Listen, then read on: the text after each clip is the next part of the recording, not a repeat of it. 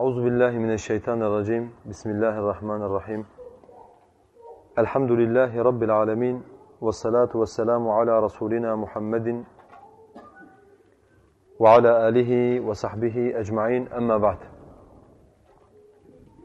Kardeşler, davet fıkı dersimizde bundan birkaç ders öncedir davet ve davetçide bulunması gereken özellikler diye bir başlık attık ve bunun üzerine konuşmaya başladık. Bir önceki dersimizde davetçide bulunması gereken dördüncü özelliği işlemiştik beraber. Demiştik ki davetçinin Allah'la bağı kuvvetli olmalıdır. Davetçinin Allah ile bağı kuvvetli olmalıdır. Hatırlarsanız kardeşler bunu anlatırken girişte şöyle bir şey söylemiştik. Onu tekrar edelim inşallah. Demiştik ki insanları bir yere davet ediyorsa ve o davet ettiği yerle kendi arasında bir kopukluk varsa bu davetten bir bereket beklemek, bu davetten bir sonuç beklemek bu biraz safdillik olur. Yani ben mesela seni bir şeye davet ediyorum, sana diyorum ki gel bak şurada hayır var. Fakat sen bana bakıyorsun, benim seni davet ettiğim o hayırla benim aramda ciddi bir soğukluk var. Benim aramda ciddi bir kopukluk var. Bu hem insanın kendisi açısından hem de davetine muhatap olan insanlar açısından ciddi anlamda bir tehlike arz ediyor. Ondan dolayı davetçi evvela insanları kendine davet ettiği Allah'la kendi arasında kuvvetli bir bağ oluşturmak durumundadır. Allah'la bağdan kastımız ne kardeşler? Allah'la bağdan kastımız salih amellerdir. Çünkü kulun Allah ile arasındaki tek bağ kulun salih amelleridir. Kalbiyle yaptığı salih ameller, organlarıyla yaptığı salih ameller, diliyle yaptığı salih ameller. Yani daha açık bir ifadeyle kardeşler, İnsanları Allah'a davet eden bir insanın evvela Rabbini zikretmeyi bilmesi gerekir. Rabbine el açıp ona tadarru ile, zillet ile ona yönelmeyi bilmesi gerekir. Rabbine yapmış olduğu ibadetlerden lezzet alması gerekir. Rabbi ile baş başa geçireceği vakitleri özlemesi gerekir. Mesela ta ki Rabbi ile arasında böyle kuvvetli bir bağ olsun ki ondan sonra insanları kendi bağ kurmuş olduğu o Allah'a davet edebilsin insan. Aksi halde zaten bunun olabilmesi mümkün değildir. Tabi bunu bu şekilde anlattıktan sonra demiştik bir de bunun zaruri bazı gerekçeleri var. Yani davetçi mutlaka davetini icra ederken Allah'la arasındaki bağ kuvvetli olmalıdır. Bunun sebeplerinden geçen dersimizde 2 tanesini anlattık. Dedi ki davetçinin önündeki en büyük engel, davetçinin önündeki en büyük afet 2 tanedir. Bunlardan bir tanesi riyadır. Yani zaman içerisinde insanları Allah'a davet ediyorum derken davette Allah'ın rızasının kaybolması ve insanın makam elde etmek, mevki elde etmek, insanların övgüsüne mazhar olabilmek için insanları Allah'a davet etmesidir. Bu, bütün amellerin afeti olduğu gibi davetin de en büyük afetlerinden bir tanesidir dedik. Ve hatırlarsanız kardeşler bir tane hadis de söylemiştik ki çok tehlikeli olan bir hadis. Dedi ki Allah Resulü diyor ki kıyamet gününde Allah Azze ve Celle ilk olarak 3 tane insana hesaba çekecek. Bu hadisi Bukhari ile Müslim rivayet ediyordu Ebu Hureyre'den. Dedik biz bunu işittiğimiz zaman aklımıza Firavun geliyor, Haman geliyor, Karun geliyor. Hani herhalde Allah ilk onları çağırır, onlarla muhatap olur diye. Fakat hadisin devamı tüyleri yani ürpertiyor. Aleyhissalatü vesselam diyor ki Allah ilk önce şehidi çağıracak. Yani şehidi kendi huzuruna çağıracak ve ona nimetlerini hatırlatacak. O da Allah'ın nimetlerini ikrar edecek. Allah Azze ve Celle ona diyecek ne yaptın? Diyecek ki senin uğrunda savaştım ve öldürüldüm. Allah Azze ve Celle diyecek yalan söyledin. İnsanlar sana şehittir desinler diye savaştın ve bundan dolayı öldürüldün. Ve insanlar da bunu sana dediler. Yani insanlar sana şehittir dediler. İstediğini elde ettin ve yüzü üzeri ateşe sürüklenecek. 2. sırada aynısını alim, 3. sırada aynısını zengin olan insan için söyledi Aleyhisselatü vesselam. Onun için kardeşler, riyakar olan insan, yapmış olduğu amelinde ihlas sahibi olmayan insan, bırakın o ameliyle bir şeyler elde etmeyi, kıyamet gününde ateş kendisiyle tutuşturulacak. İlk olarak yüzü üzere ateşe atılacak dedik ve şunu söyledik. İhlas Allah'la kurulan kuvvetli bir bağın ürünüdür. Riya ise Allah Azze ve Celle ile insanın arasındaki bağların zayıf olmasından ortaya çıkan bir afettir, bir durumdur. Eğer bir davetçi davetin afetlerinden olan riyadan korunmak istiyorsa evveliyatında Allah'la arasındaki bağı kuvvetli tutmalıdır dedik. 2, dedi ki kardeşler davet eden insanların en büyük afeti kendi nefislerini unutmalarıdır. Geçen dersimizi özetliyorum. Çünkü demiştik dil insanın bedeninde en çok hareket eden ve insanın beynini en çok yanıltan organdır. Hatta hatırlarsanız size İmam Tirmizi'nin rivayet ettiği bir hadisi de hatırlattım. Dedim ki Allah Resulü diyor ki beden sabah uyandığında bütün organlar dile derler ki biz seninle beraber varız. Bizim hakkımızda Allah'tan kork. Sen istikamet bulduğun zaman biz de istikamet buluyor. Sen bozulduğun zaman biz de beraberinde bozuluyoruz diye. Yani organların kendisinden en çok etkilenmiş olduğu organ insanın bedeninde dildir. Dil insanlara hakkı anlattığında, insanları Allah'a davet ettiğinde bazen beyinde şöyle yanlış bir sinyal oluşabiliyor. Ben bildiklerim konusunda sorumluluklarımı yerine getirdim. Yani bildiklerimi insanlara aktardım ve sorumluluğumu yerine getirdim. Oysa insanın bildiklerini anlatmakla sorumluluğunu yerine getirmesi arasında bir alaka yoktur.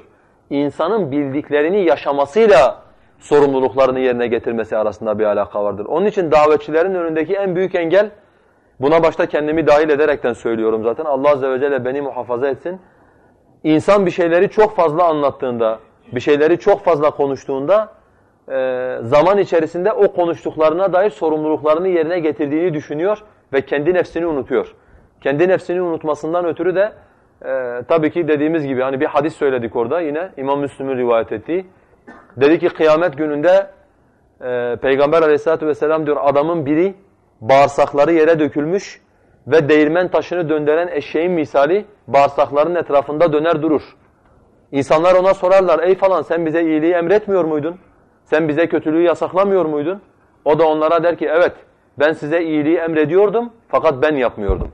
Ben sizi kötülükten alıkoyuyordum fakat sizi alıkoymuş olduğum kötülüğü ben yapıyordum diye insanlara bunu söyler. Onun için bu iki afetten sakınmanın yolu, kendimizi unutmamamız ve riyadan korunmamızın yolu Allah Azze ve Celle ile aramızda salih amellerle kuvvetli bir bağ kurabilmektir.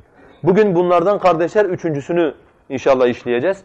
Niye davetçiyle Allah arasında sağlam bir bağ olması gerekir? Davetin yükünü omuzlamak için Allah ile bağın kuvvetli olması gerekir. Müslümanların görevleri arasında en ağır olanlarından biri Allah Subhanahu ve Teala'ya davettir. Davetle beraber insanın zorunlu olarak karşılaştığı sıkıntılar vardır. Bu sıkıntıların başında İslam davetinden rahatsız olan ve engellemeye çalışan tağutların eziyetleri vardır.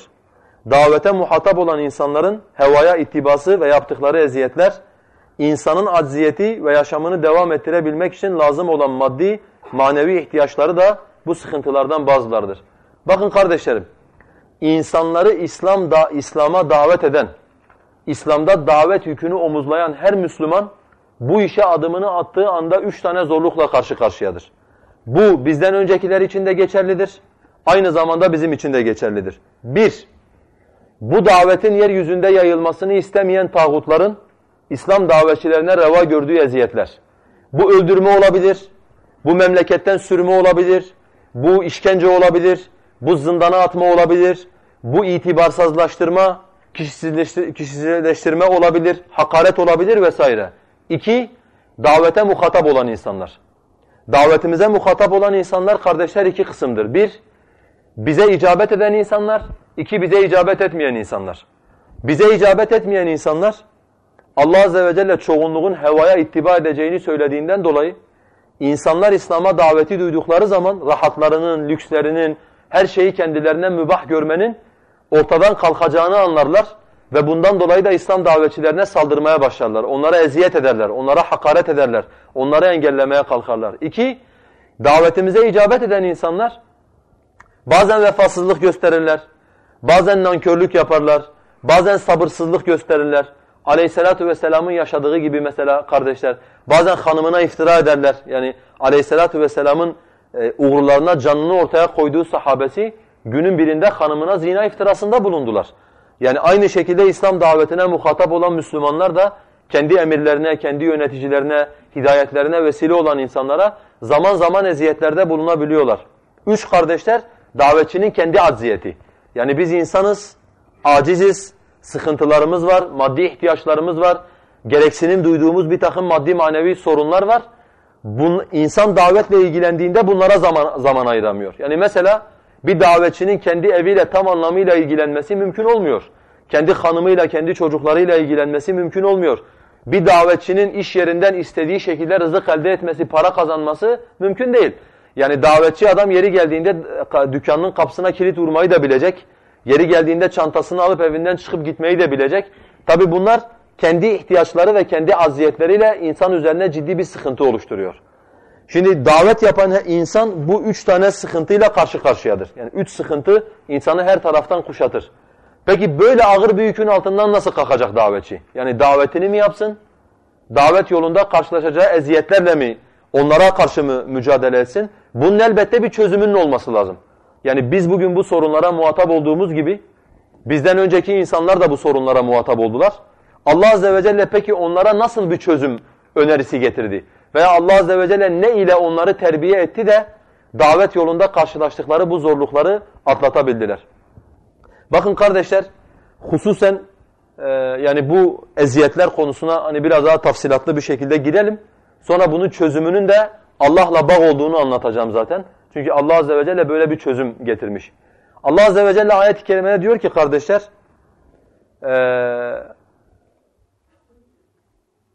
وَاَرْسَلْنَا اِلَى ثَمُودَ اَخَاهُمْ صَالِحًا اَنِ اعْبُدُوا اللّٰهَ فَاِذَا هُمْ فَرِقَانِ يَخْتَصِمُونَ Biz Semud kavmine kardeşleri Salih'i gönderdik. Onlara tek olan Allah'a ibadet edin dedi.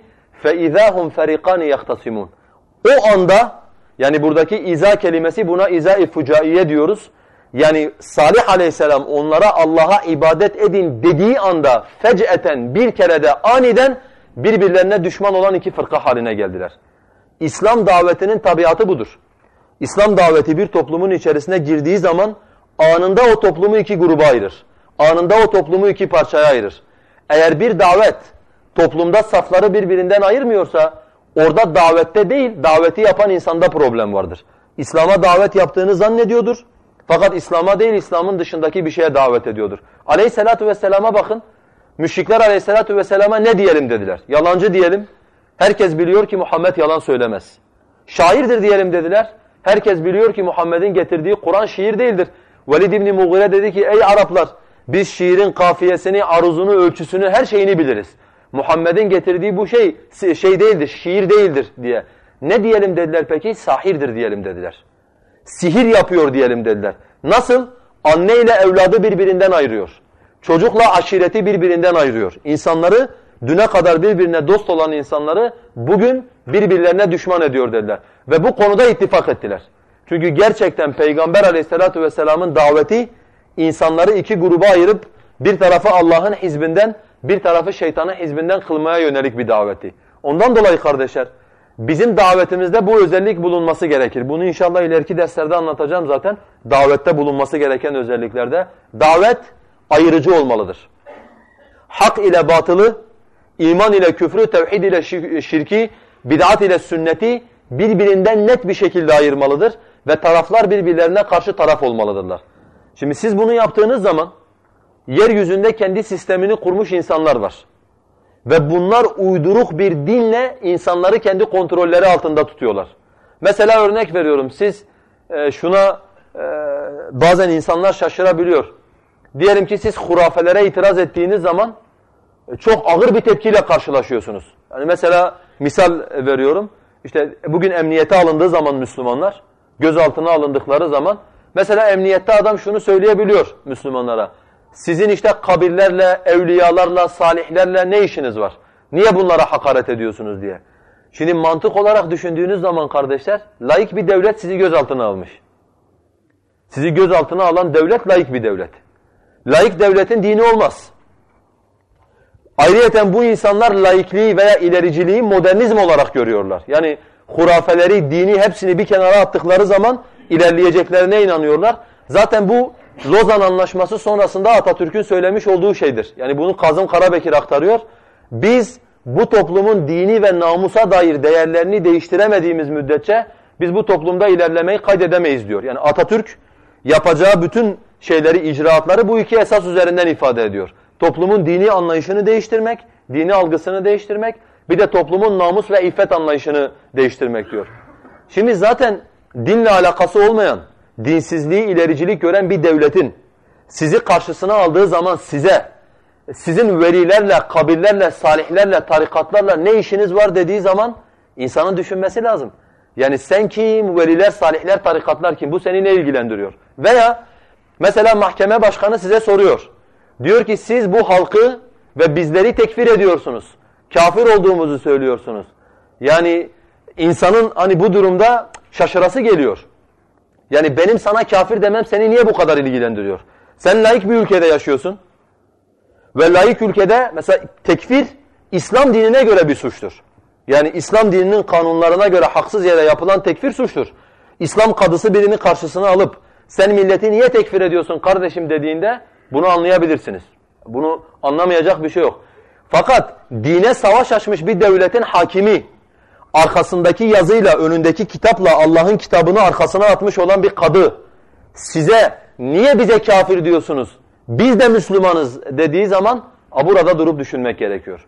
Niye kardeşler?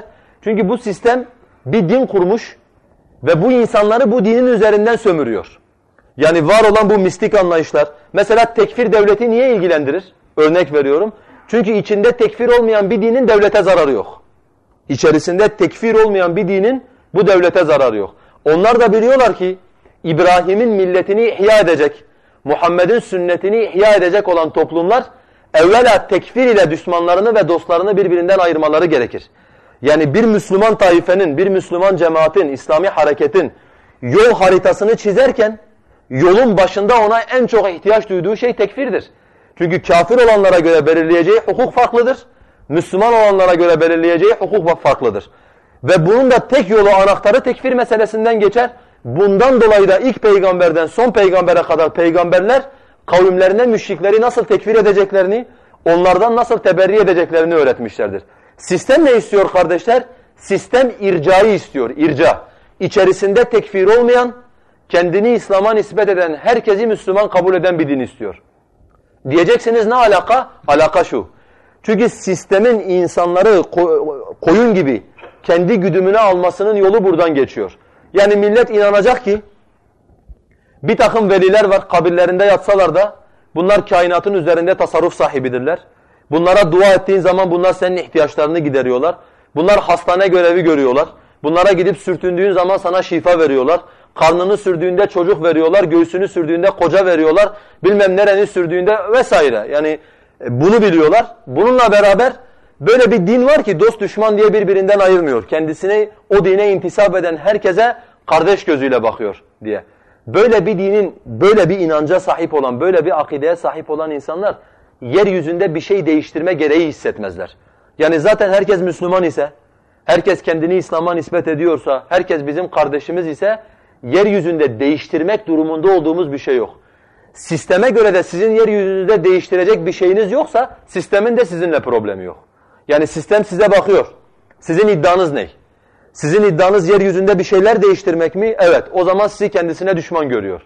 Sistem bakıyor sizin değiştirecek bir şeyiniz yoksa herkes birbiriyle kardeş sizin anlayışınıza göre sistem de kendisini size kardeş görüyor. Sorunlar beraberinde bitiyor.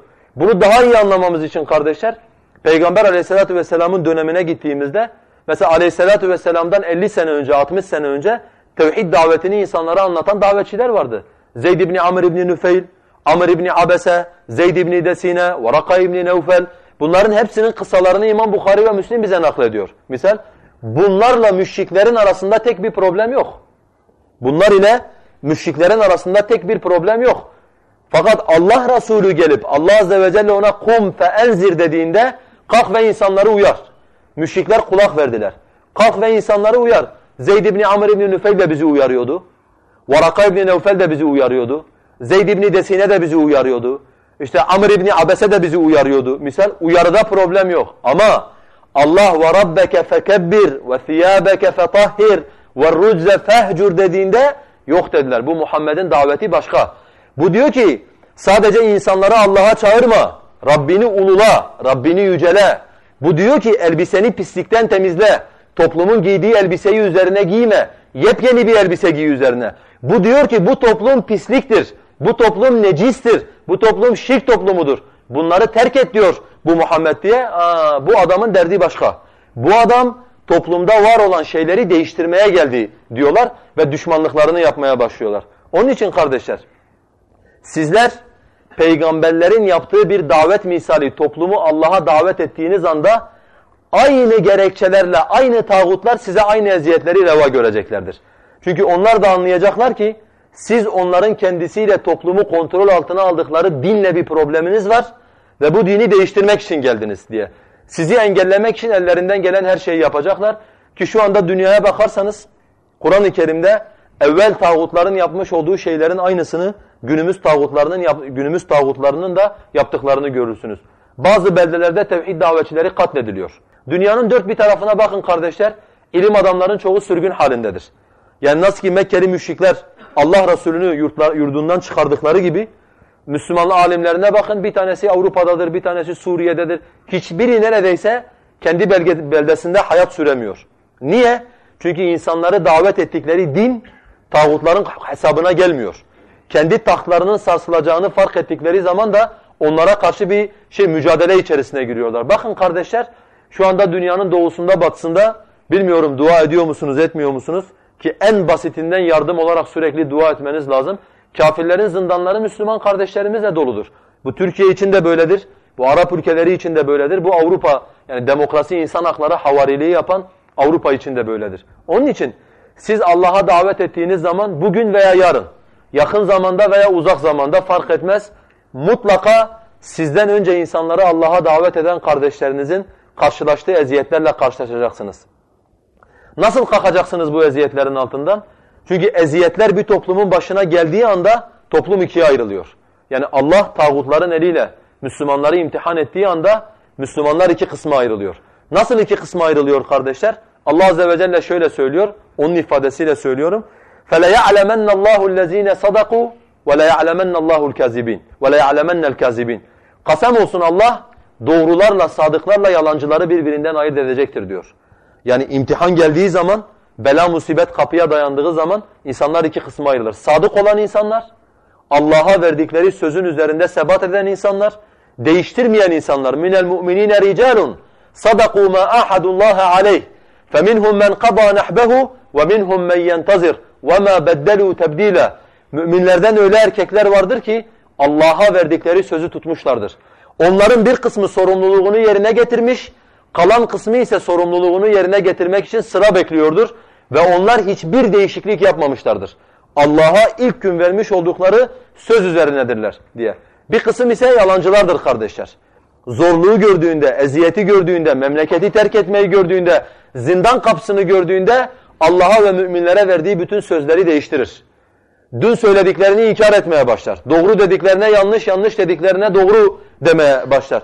Peki insanlar ikiye ayrılıyor. Biz nasıl sadıklardan olacağız? Verdiğimiz sözleri değiştirmeyeceğiz. Biz inşallah da sadıklardanız. Allah'ın izniyle musibet geldiğinde de aynı halimiz üzere kalırız. Öyle bir şey yok. Yani eğer insanlar söylemiş oldukları sözlerle bir yerlere ulaşıyor olsalardı, emin olun hepimiz şu anda arşın gölgesinde gölgeleniyor olurduk.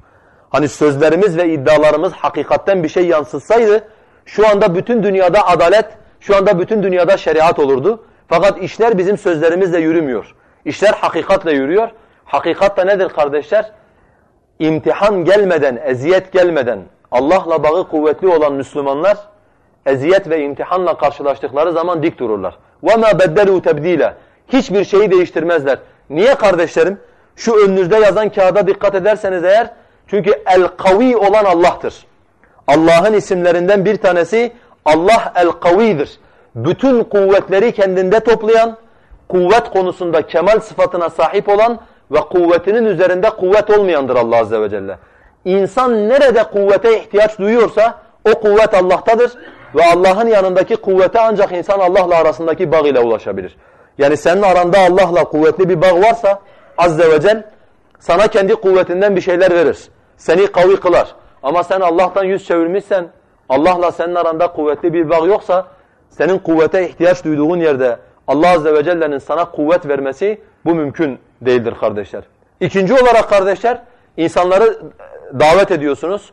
İnsanlara Allah'ın dinini anlatıyorsunuz. Birinci grup insan, zaten Allah Azze ve Celle bunlara hükmetmiş. وَاِنْ تُطِعَ اَكْثَرَ مَنْ فِي الْأَرْضِ يُدِلُّكَ عَنْ سَب۪يلِ اللّٰهِ Yeryüzündeki çoğunluğa uyarsan ey Muhammed, seni Allah'ın yolundan saptırırlar. وَلَقَدْ ذَرَأْنَا لِجَهَنَّمَ كَثِيرًا مِنَ الْجِنِّ وَالْاِنسِ Kasem olsun ki biz insanların ve cinlerin birçoğunu cehennem için yarattık diyor Allah Azze ve Celle. يَوْمَ نَقُولُ لِجَهَنَّمَ هَلْ اِمْتَلَأْتِ فَتَقُولُ هَلْ مِنْ مَزِيدٍ Biz o gün cehenneme soracağız, doldun mu? Yani Allah Azze ve Celle cehennemi dolduracak kadar insanların çoğu cehenneme girecek. Fakat cehennem somut bir şey olmadığından dolayı, bizim anladığımız şekilde ölçülere sahip olmadığından dolayı hel min mezid diyecek. Varsa ya Rabbi fazlasını gönder diyecek Allah Azze ve Celle. İnsanların çoğu kendi hevalarına ittiba ettikleri için Allah'ın sırat-ı müstakiminin dışında yollar tercih ediyorlar. Yani İslam onlara uymuyor. Çünkü İslam onların rahatını bozuyor. İslam onların konforunu bozuyor. Doğal olarak İslam davetçileri açığa çıktığı zaman anında dalga geçmeye başlıyorlar. Yani gücü yeten elle müdahale ediyor, gücü yetmeyen küçümsüyor. Mesela Nuh Aleyhisselam'a dedikleri gibi, sadece sana kavmimizin rezil olanlarının tabi olduğunu görüyoruz. Yani günümüzdeki müşriklere mesela sen diyelim ki daveti anlattın, adam daveti dinledi, davet fıtratına hitap etti, aklına hitap etti, nas itibariyle kendine nispet ettiği İslam dininden delillere muvaffakat etti. Adam biraz sana bakıyor, ediyor. Hani sizin yanınızda doktor, mühendis, öğretmen, iş adamı yok. Hep böyle normal insanlar var sizin yanınızda. Yani Nuh'un kavminin müşriklerinin söylediklerinden başka hiçbir şey değil bu. Sadece bizim kavmimizin içerisinden ayak takımı, rezil demiş olduğumuz insanlar sana tabi oluyorlar şeklinde. Veyahut da mesela örnek veriyorum, işte eski müşriklerin peygamberimize söylediği gibi siz 3-5 tane adam mı söylediklerinizi becereceksiniz? Hani işte münafıklar kis kis gülüyorlardı peygamberimize. İşte Muhammed açlıktan karnına 2 tane taş bağlamış. Fakat millete Kisra'nın saraylarını vaat ediyor. Millete Bizans'ın saraylarını vaat ediyor. Yani biraz önce kuyu kazarken karnında 2 tane taş vardı bu adamın. Kıramadıkları bir taşın ışıklarını görünce Allahu Ekber, Şam sarayları fetholdu, Allahu Ekber, Kisra'nın kolonları, bilezikleri bizim oldu diyor. Peygamber Aleyhisselatü Vesselam'a gülüyorlardı. Azlıklarını, acziyetlerini onlarla dalga geçmeye vesile kılıyorlardı. Günümüzde de bir farkı yok kardeşler. Yani bakıyorlar, hatta vallahi yani çok ilginç bir şey söyleyeyim size. Suud'un İçişleri Bakanı konuşuyor. Yani Suud'un İçişleri Bakanı, işte bir Müslümanlar bir iş yapmışlar, onlar hakkında konuşuyor. Halkı uyaracak. Diyor ki korkmayın, onlardan sakın çekinmeyin. Vallahi diyor, vallahi innehum leşirzimetun kalile. Onlar diyor az bir topluluktur. Onlar az bir topluluktur. Şu anda yeryüzünde Arap lügatında şirzime kelimesini kullanan tek bir memleket yok. Şirzimetun kelimesi Kur'an-ı Kerim'de geçiyor. Firavun kendi kavmini, yani Musa'ya karşı kavmini cesaretlendirirken korkmayın korkmayın diyor. Onlar az bir topluluktur. Yani Allah Azze ve Celle şimdiki müşriklerin kalbini öncekilere öyle bir benzetmiş ki lügatta kullanımı kalmayan bir kelimeyi evvelki tağutlar kullandığı için Allah Azze ve Celle onlara kullandırtıyor ki tanıyalım onları. Hani birbirlerinin kardeşleri olduğunu, kalplerinin aynı olduğunu, aynı yerden beslendiklerini anlayalım diye. Nasıl ki Firavun Musa'nın yanındakine şirzimetun kalile diyor, az bir topluluk diyor, korkulmaması gereken topluluk. Günümüzün tağutu da aynı ifadeyi kullanıyor. Korkmayın korkmayın diyor. İnnehum le şirzimetun kalile. Şimdi Müslüman bunlarla karşılaştığı zaman insanoğlu onurlu bir insandır kardeşler. Allah Azze ve Celle diyor وَلَقَدْ كَرَّمْنَا بَنِي آدَمَ Kasem olsun ki biz insanoğlunu şerefli kıldık diyor. Yani Allah insanı yaratırken insana bir onur vermiş, bir gurur vermiş, bir şeref vermiş insana. Şimdi sürekli biri size hakaret edecek, sürekli sizi küçümseyecek, sürekli sizinle dalga geçecek. Bu sizin fıtratınızda var olan onurla zıt bir durumdur. Doğal olarak bu insana ağır gelen bir yük. İnsan bunun altından kalkamıyor mesela beraberinde. 3, dediğimiz gibi bizim kendi ihtiyaçlarımız var. Yani çalışıyoruz, para kazanmak istiyoruz, evleniyoruz, yuvamızdan bir huzur istiyoruz vesaire. Şimdi davetle meşgul olan kardeşlerimizin bunlardan istediklerini elde etmeleri mümkün olmuyor. Aynı bizden önceki nesillerin karşılaşmış olduğu bu ağır yük bizim için de geçerli. Ve bakın Allah Azze ve Celle onlara nasıl bir yöntem, nasıl bir teknik gösteriyor. Diyor ki Allah Azze ve Celle, ey örtüsüne bürünen az bir kısmı hariç olmak üzere gece kalk. Gecenin yarısı kadar veya biraz eksilt yahut dilersen ilave et. Kur'an'ı tertil üzere oku. Gerçekten senin üzerine ağır bir yük yükleyeceğiz. Buraya dikkat edin. Ayetin öncesinin de sonrasının da illeti bu ayet-i kerimedir. Gerçekten senin üzerine ağır bir yük yükleyeceğiz. Doğrusu gece kalkmak insanda bıraktığı etki bakımından daha sağlam, söz olarak daha kuvvetlidir. Gündüz senin için uğraş vardır. Rabbinin ismini zikret ve her şeyden yüz çevirerek ona yönel. O doğunun da batının da Rabbidir. Ondan başka ilah yoktur. Yalnızca onu vekil tut. Onların söylediklerine karşı sabret. Onlardan güzel bir şekilde ayrıl. Yalanlamakta olan zenginlik sahiplerini ise bana bırak. Ve onlara az bir mühlet tanı. Bakın kardeşler, İslam'ın ilk yıllarında Allah Azze ve Celle gece namazını farz kılmıştır. İslam'ın ilk yıllarında Allah Azze ve Celle gece namazını farz kılmıştır. Nasıl bir gece namazı? İki özelliğe sahip olan bir gece namazı. Bir, uyuduktan sonra uyanılan.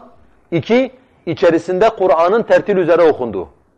Tekrar ediyorum. Yani öyle rastgele bir namaz kıl demiyor Allah Azze ve Celle. Bu namazın iki tane özelliğinin bulunması gerekiyor. Bir, geceleyin uyuyacaksın.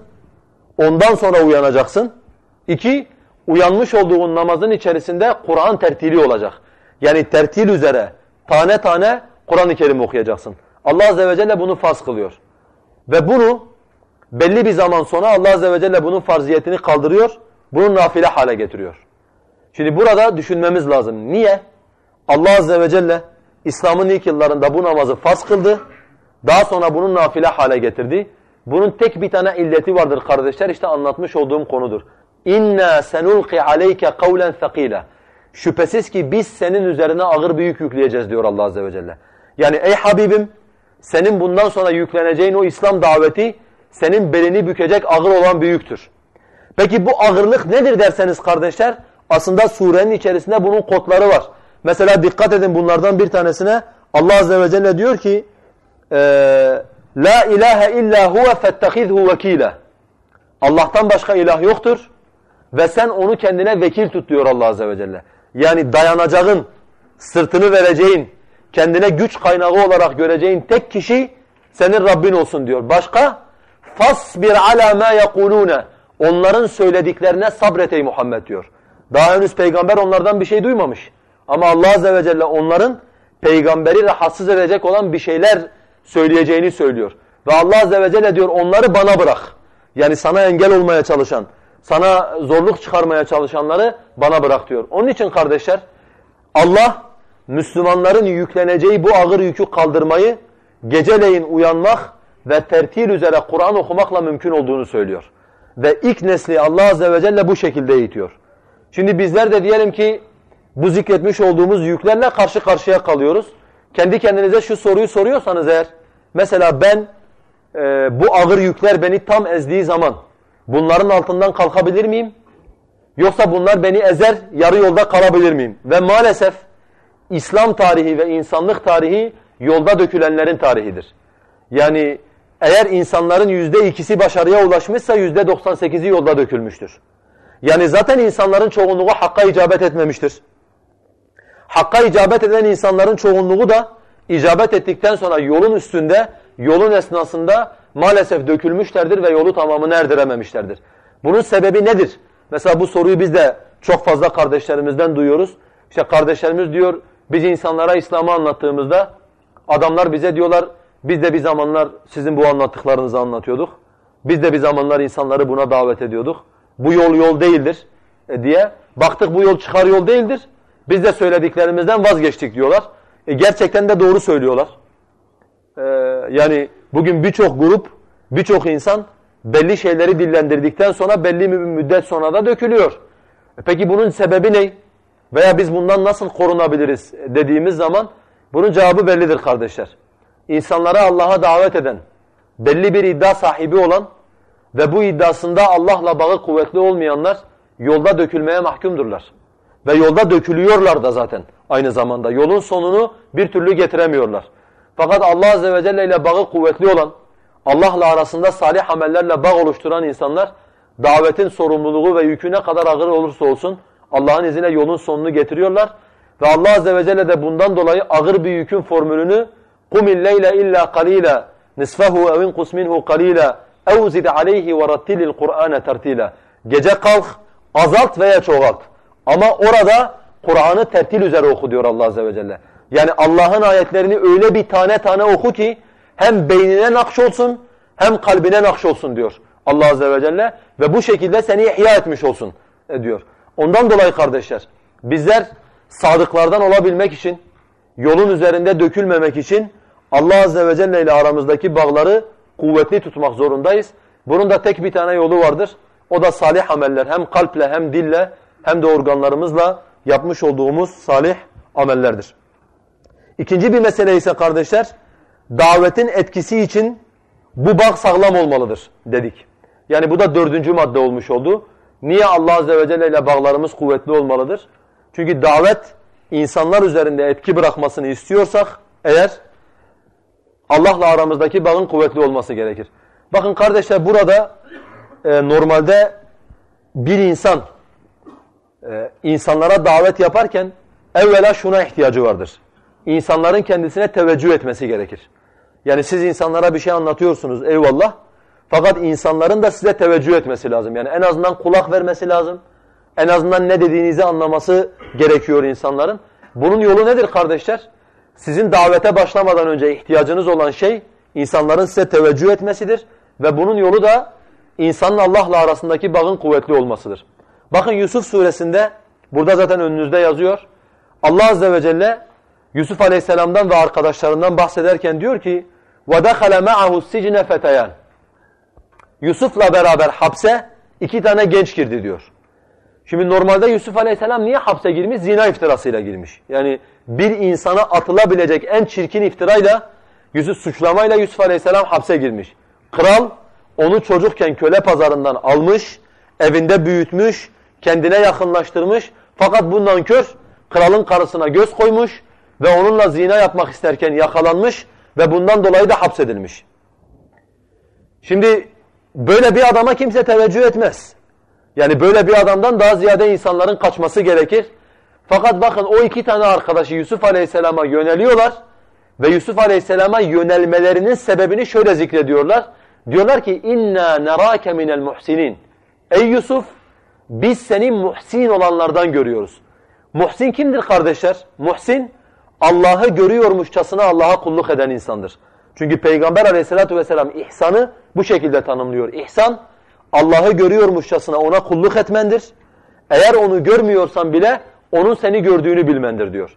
Yani demek ki Yusuf Aleyhisselam Allah'a öyle güzel kulluk yapmış ki, Allah Azze ve Celle ile arasında öyle bir güzel bağ kurmuş ki, dışarıdan onunla beraber zindana giren insanlar, Yusuf Aleyhisselam'ın Allah'la olan bu bağını gördüklerinde ona teveccüh etmişler.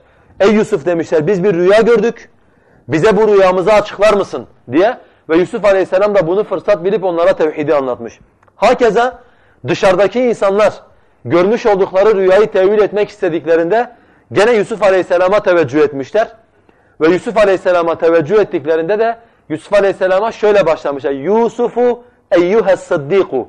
Ey Yusuf, ey sıddık olan, çokça doğru söyleyen, sözünde Allah'la arasında bağı kuvvetli olan, hiçbir şekilde yalana tevessül etmeyen Yusuf, bize görmüş olduğumuz rüyanın tabirini yap diye Yusuf kıssasından iki tane ayet-i kerime söyledik kardeşler. Onun için davetçi insanlara davet yaparken insanların kendisine teveccühüne ihtiyacı vardır. Yani daha sen anlatmadan onların seni dinlemeye ihtiyacın vardır. Ve bunun yolu da senin Allah Azze ve Celle ile arandaki kuvvetli olan bir bağdan geçer. İnsanlar sana teveccüh etti. Sen insanlara kendi dinini aktardın. Kendi söylediklerini aktardın. Bu sefer ikinci bir şeye ihtiyacın vardır. Sözünün insanların kalbi üzerinde tesir etmesine ihtiyacın vardır. Biliyorsunuz kardeşler, diller de Allah'ın elindedir, kalpler de Allah'ın elindedir. Allah dilediği dile kuvvet, dilediği kalbe kabul, dilediği dile acziyet, dilediği kalbe de kapalılık verendir. Hidayet eden de Allah'tır. Gönülleri İslam'a açan da Allah'tır. Gönülleri daraltan ve insanları İslam'dan sarf eden de Allah'tır. Ben insanlara davet yapacağım zaman sözümün insanlar üzerinde tesir etmesini isterim. Şunu hiçbir zaman unutmayın kardeşler. Söz neş'et ettiği, çıktığı yere göre insanlar üzerinde tesir eder veya insanlar üzerinde tesir etmez. Dilimizden çıkan bütün sözler, organlarımıza yansıyan bütün ameller bizim kalbimizden çıkan şeylerdir. Yani onun için Peygamber Aleyhisselatü vesselam bize diyordu, dikkat edin, bedende bir et parçası vardır. O düzeldiğinde bütün beden düzelir, o bozulduğunda bütün beden de bozulur diye. Bakın Allah Azze ve Celle Güzel sözü şuna benzetiyor. Etkili, faydalı, meyve veren, insanların faydalanmış olduğu sözü Allah Azze ve Celle şöyle ifade ediyor. أَلَمْ تَرَ كَيْفَ دَرَبَ اللّٰهُ مَثَلًا كَلِمَةً طَيِّبَةً كَشَجَرَةٍ طَيِّبَةٍ أَصْلُهَا ثَابِتٌ وَفَرْعُهَا فِي السَّمَاءِ تُؤْتِي أُكُلَهَا كُلَّ حِينٍ بِإِذْنِ رَبِّهَا Sen Allah'ın güzel söze nasıl örnek verdiğini görmedin mi? Allah güzel sözü güzel ağaca benzetti. Güzel ağaç kökleri yerde sabit, dalları semaya ulaşandır. Ve Rabbinin izniyle her daim insanlara meyve verir. Rabbinin izniyle her daim insanlara meyve verir. Yaptığımız amellerin insanlar üzerinde etkisi ve tesirinin olmasını istiyorsak, insanlardan icabet bekliyorsak, eğer davetimize evvela onun temelinin temiz olması gerekiyor kardeşler. Temiz bir ağaç gibi kökleri yerde sabit olmalı, dalları da gökyüzüne ulaşmalı. Bunun da yolu nedir? Bunun da yolu sözün kendisinden neş'et ettiği kalbin temiz olması gerekir. Söz nurlu ve temiz bir yerden çıkacak ki nurlu ve temiz bir sonuç getirsin bize. Aksi halde pis ve kötü bir yerden çıkan söz pis ve kötü bir sonuç getirir beraberinde bize. Kalplerin nuru, kalplerin temizliği insanın Allah Azze ve Celle ile kurduğu bağla alakalıdır. Çünkü kalplerin hayatı Allah'ladır. Kalplerin ölümü de Allah Azze ve Celle'den uzaklaşmak ile gerçekleşir. Ondan dolayı kardeşler, davetçi olan kardeşlerimiz sözlerinin insanlar üzerinde tesir etmesi ve insanların onların davetine icabet edip onlara kulak vermesi için onların Allah'la bağa ihtiyaçları var. Zikretmiş olduğum delillerden de anlamışsınızdır. Sözün tesiri Allah'la alakalıdır ve ancak bu insanın Allah'la kuracağı bağla ilintilidir. Ondan dolayı biz davetçiler insanları Allah'a davet etmeden önce hem bireysel olarak hem cemaatsel ve toplumsal olaraktan kendi Allah ile aramızdaki bağları kuvvetlendirmek için bir çaba ve çalışma içerisine girmek zorundayız.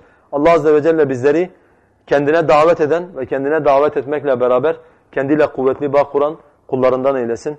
Sözün doğrusunu anlayan, yaşayan ve bunun üzerine can veren Müslümanlardan olmak temennisiyle ve ahiru davana elhamdülillahi rabbil alemin.